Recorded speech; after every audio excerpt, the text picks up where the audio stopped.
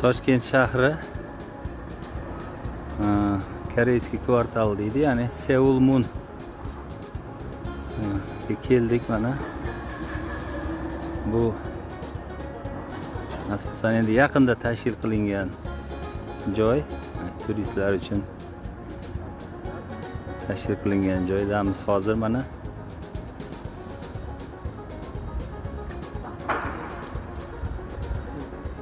Shu joyni mana ikki tomoni savdo do'konlari, har xil kafelar joylashgan. Shu yerni aylanib ko'ramiz.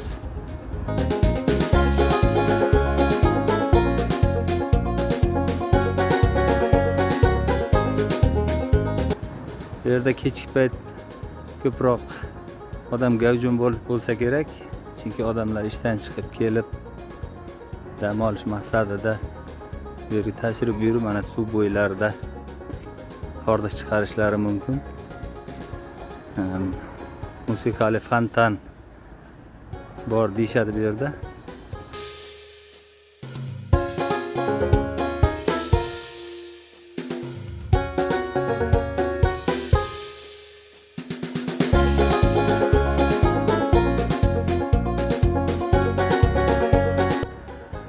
Bu yerda Dunganka degan kafe bor ekan.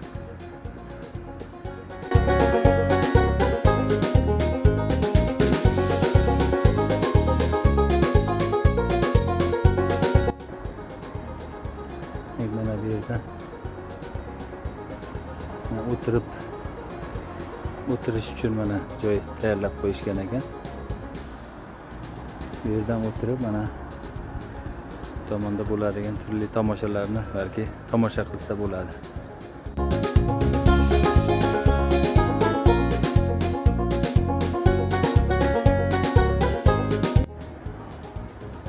Mana yana bir o'tiradigan joylar.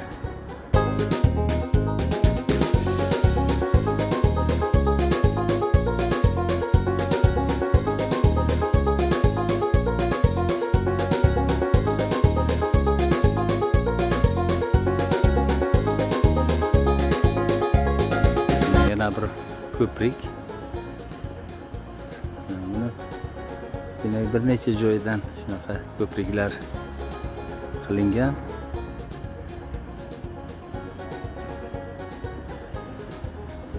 Bu tomonga o'tib olish uchun.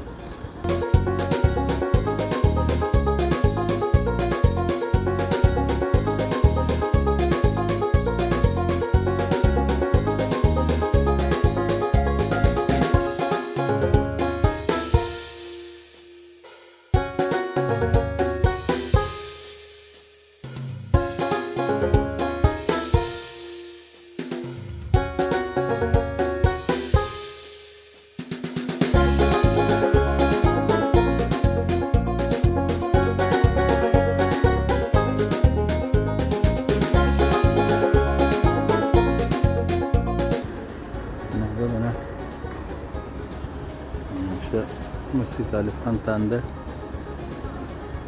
uskunalari bo'lishi kerak mana shu.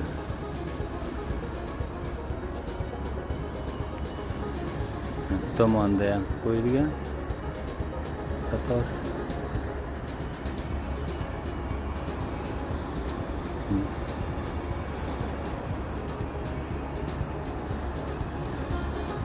Mana tomonda mana shu uskunalar qo'yilgan.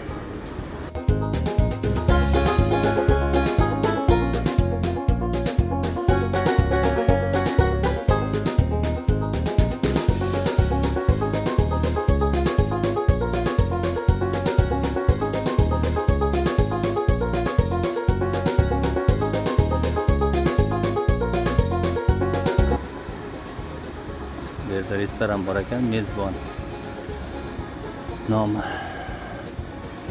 Oilaviy restoran.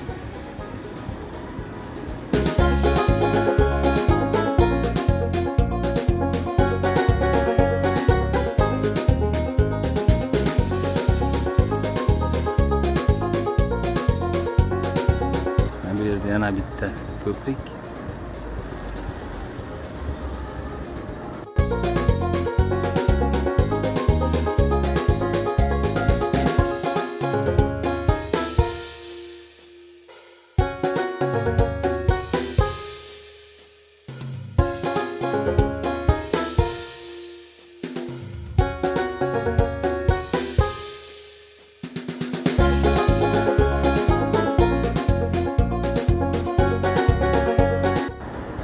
Mana yerda shu oxirgina bitta ko'prik bor ekan, shu yerdan o'tamiz.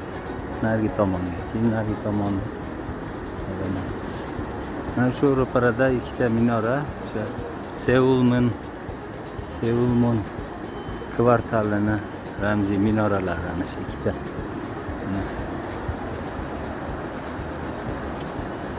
Bittasi. Mana ikkinchisi chiqdi.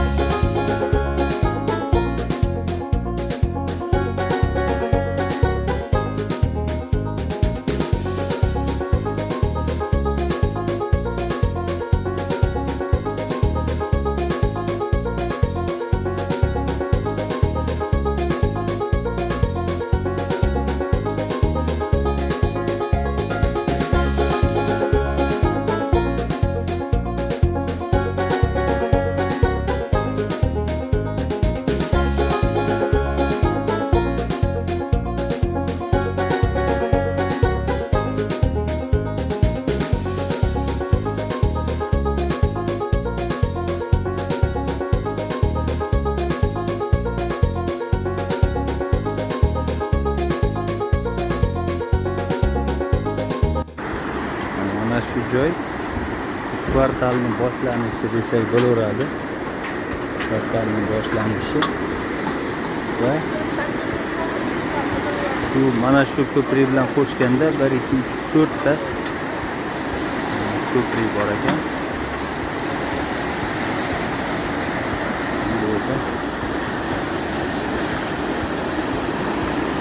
Yaxshigina bosim bilan tezlikda oqib chiqyapti.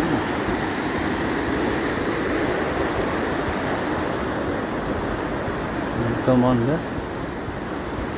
suvni kelayotgan kanalni kirish qismi bu yerda. Mana bu yerdan kirib kelarkan suv. Va bu yerga kelganda shu mana kengaytirilib ikki tomoniga mana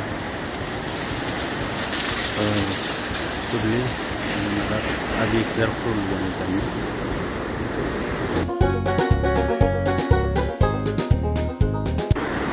Endi biz mana shu kanalni chap tomonidan, o'ng tomondan keldik.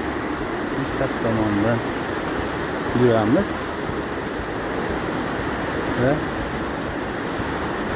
bu yerdagi obyektlarni ko'ramiz.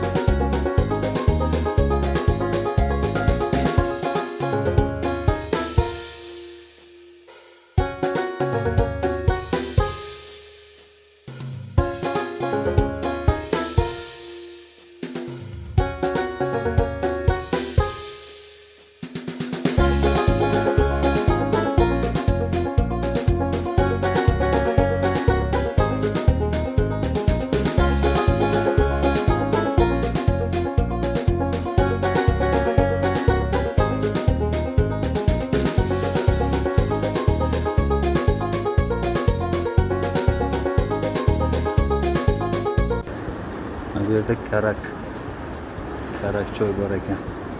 Hozir ishlamayapti shekilli. Karak choy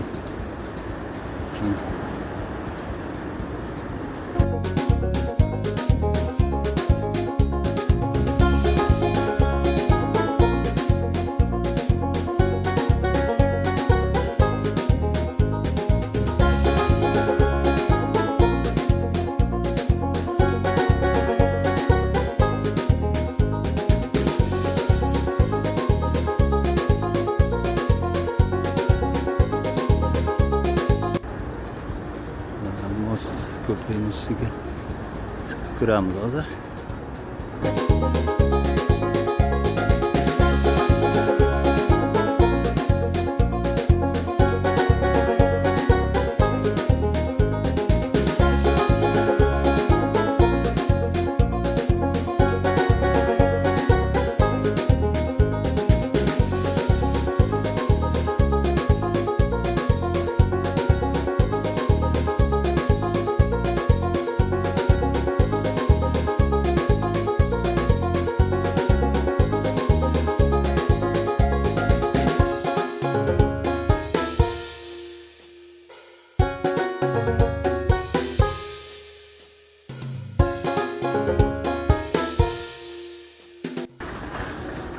Sekali fontan shovusiga shovusini tashkil qilish uskunalari.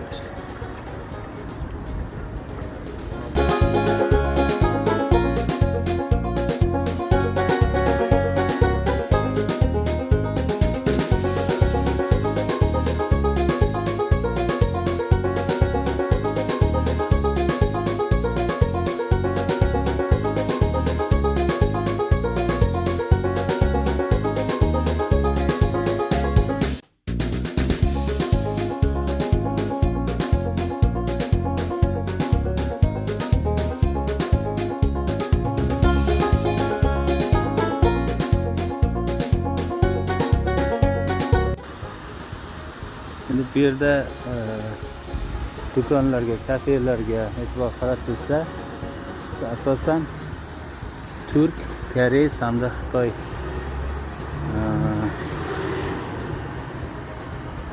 restoran, kafe hamda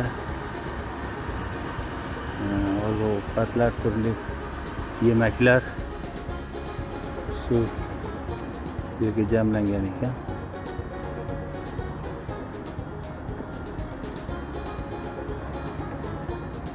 Bu üçüncü, boshidan hisoblaganda üçüncü ko'prik ustida turibmiz hozir.